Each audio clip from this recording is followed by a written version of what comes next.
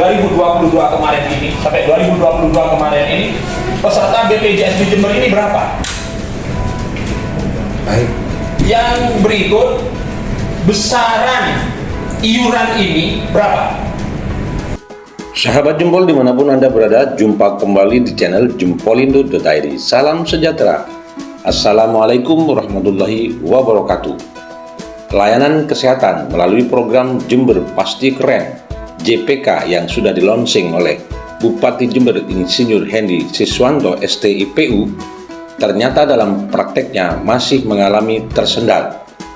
Terdapat banyak pengaduan dan keluhan masyarakat yang disampaikan kepada Komisi D DPRD Kabupaten Jember bahwa masih banyak masyarakat yang mengalami kesulitan ketika membutuhkan layanan kesehatan, terutama bagi masyarakat kurang mampu.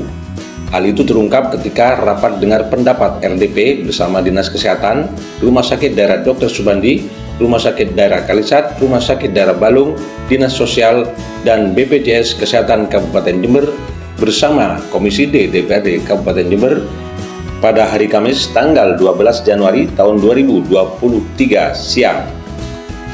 Ketua Komisi D DPRD Jember Haji Muhammad Hafidi Esos saat memimpin RDP itu mencoba membeber fakta terkait dengan layanan kesehatan di Kabupaten Jember, terutama layanan kesehatan bagi masyarakat kurang mampu.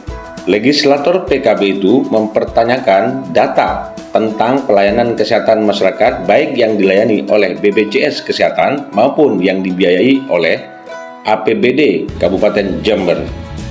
Sedangkan menurut anggota Komisi D DPRD Jember Ardi Ujo Prabowo, antara informasi yang disampaikan masyarakat dengan praktek pelayanan kesehatan masih terjadi ketidaksinkronan.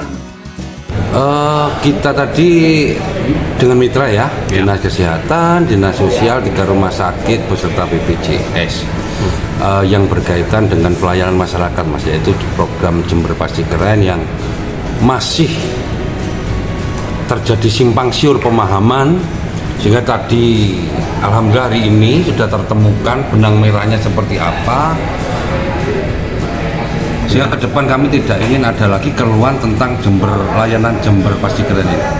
Karena Jember Pasti Keren ini banyak sekali keluhan dari masyarakat, ternyata benang merahnya ada di pelayanannya. Ini yang sudah tadi terurai. Terus tadi juga terjadi perdebatan tentang sinkronisasi data. Seperti apa, Pak?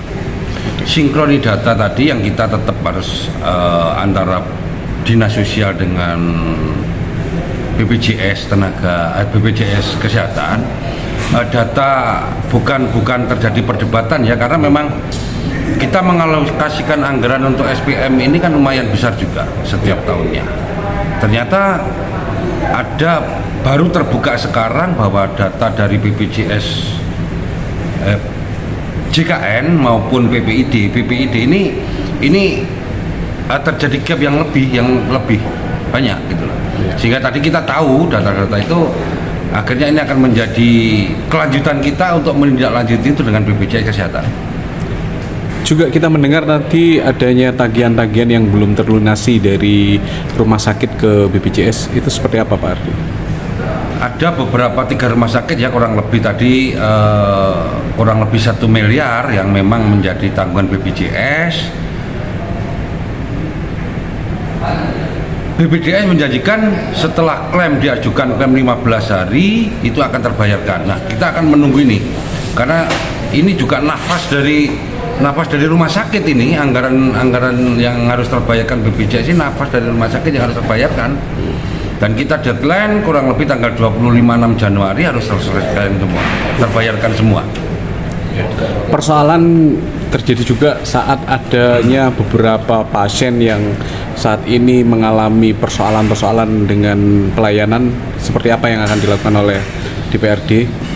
Banyak keluhan masyarakat, keluhan rakyat yang masuk ke kita ya. Menjawab beberapa pertanyaan yang disampaikan oleh anggota Komisi D DPRD Kabupaten Jember, Kepala Dinas Sosial Kabupaten Jember Ahmad Helmi Lukman menyampaikan bahwa masyarakat Jember yang sudah terlayani melalui program JPK sampai akhir tahun 2022 sebanyak 9.000 KK. Sedangkan yang masuk penerima bantuan iuran daerah PBID sebanyak 6.000 KK. Sebanyak 13.000 kakak diusulkan melalui JKN KIS, Jaminan Kesehatan Sosial Kartu Indonesia Sehat, dan sudah diaktifasi.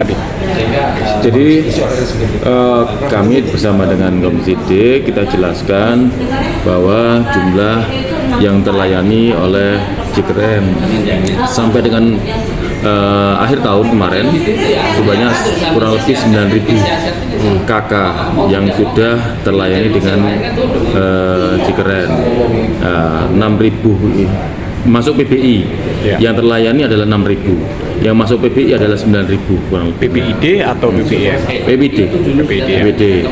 Kemudian yang untuk JKN itu ada 13.000.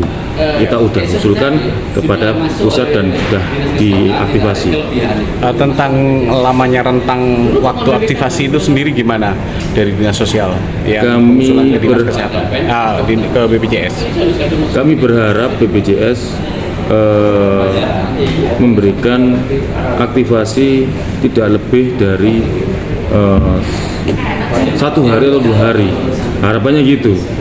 Ya, hadirnya JKN ini karena tidak adanya kehadiran negara dalam arti pemerintah daerah maupun pemerintah pusat, Ada kekosongan. ada kekosongan di situ, sehingga harap diisi oleh adanya JKN ini. JKN ini adalah jawaban dari Pak Bupati menjawab kekosongan hadirnya pemerintah, gitu. Ya. Pak, tadi juga terungkap beberapa sinkronisasi data yang kayaknya masih menjadi perdebatan. Gimana menurut Pak Kadinsos? Sinkronis data nantinya kita akan rekon dengan BPJS juga, sekaligus dengan Dinas Kesehatan. Seringkali kita harus bertemu nanti mensinkronkan data-data yang sudah ada di Dinas Sosial, Dinas Kesehatan maupun BPJS Kesehatan gitu. Terus itu Pak, tadi juga terungkap bahwasannya ketidaksinkronan data juga mungkin adanya kekurangan atau validasi data dari Dinas Kependudukan sendiri mungkin menjadi persoalan juga. Seperti apa Pak? Memang kita sudah tidak ada kewenangan untuk mengakses langsung. Ya. Jadi mengakses langsung data NIK yang ada di Bapenduk. Lain halnya, Sekretaris Komisi D DPRD Kabupaten Jember Edi Cahyo Purnomo menyoroti besarnya obat yang kadaluarsa di Dinas Kesehatan Kabupaten Jember yang besarannya mencapai 6,5 miliar. Ya, tadi sudah dijelaskan oleh Kepala Dinas Kesehatan terkait obat-obatan yang kadaluarsa di tahun 2021. Itu terakumulasi mulai tahun 2015 sampai tahun 2021, besaran nominalnya sebesar 6, sekian miliar. Iya. Yang itu yang berdasarkan dari DAU, ada yang dari sumber APBD. Nah, ini tadi sudah dijelaskan besaran jumlah di tiap-tiap puskesmas tadi. Nah, saya berharap data secara rinci jenis obatnya apa saja yang itu masuk expired dan berapa jumlahnya dan besaran nominalnya. Secara detail Komisi D meminta, karena itu sebagai laporan pertanggungjawaban pemerintah daerah terhadap rakyat. Rakyat, Komisi D terus akan mengontrol dan mengawasi itu.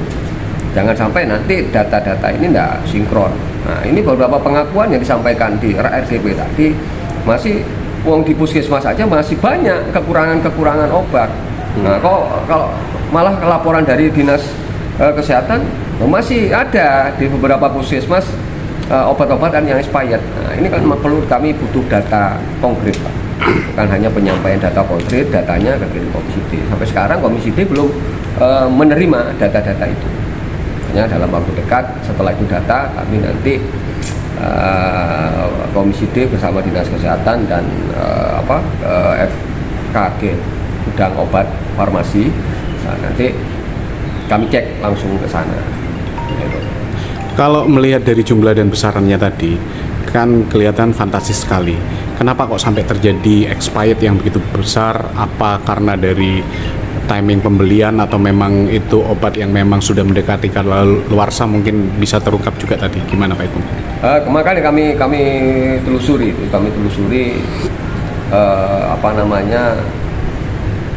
keberadaan obat itu. Makanya tadi ini laporan tidak sinkron. Beberapa aduan juga melalui kita ketemu waktu turun ke puskesmas, ternyata puskesmas tidak ada obat-obat yang sampai dikembalikan atau expired. Laporan dari dinas kesehatan itu ada. Makanya perlu data puskesmas mana aja yang itu mengembalikan karena kondisinya sudah expired. Kami butuh data-data itu. Setelah itu baru nanti kami akan cek betul data, karena data obat-obatan yang expired yang ada di puskesmas hari ini belum dikirimkan kepada dinas kesehatan karena masih ada di puskesmas besaran dan jumlahnya itu.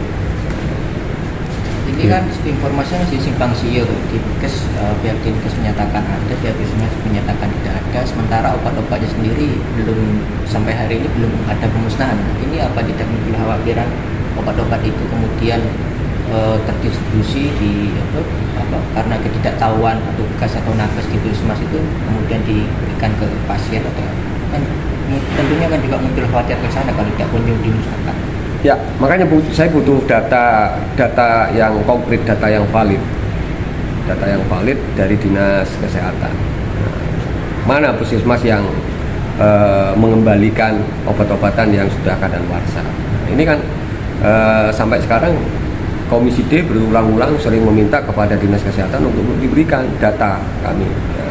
Nanti akan kami cek, kalau kita sudah kami dapat data puskesmas mana aja yang mengembalikan itu kayak obat-obatan baru, kan nanti akan kami cek ke lapangan apakah betul obat jenis apa, karena yaitu keluhan di bawah banyak pasien-pasien masih belum, khususnya masyarakat yang tidak mampu belum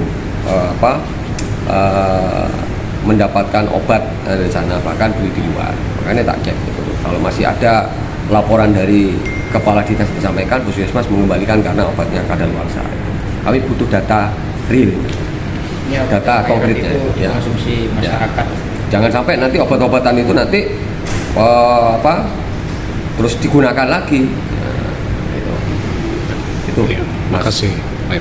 Demikian sahabat jempol, semoga informasi ini bermanfaat bagi kita semua. Salam sejahtera, wassalamualaikum warahmatullahi wabarakatuh.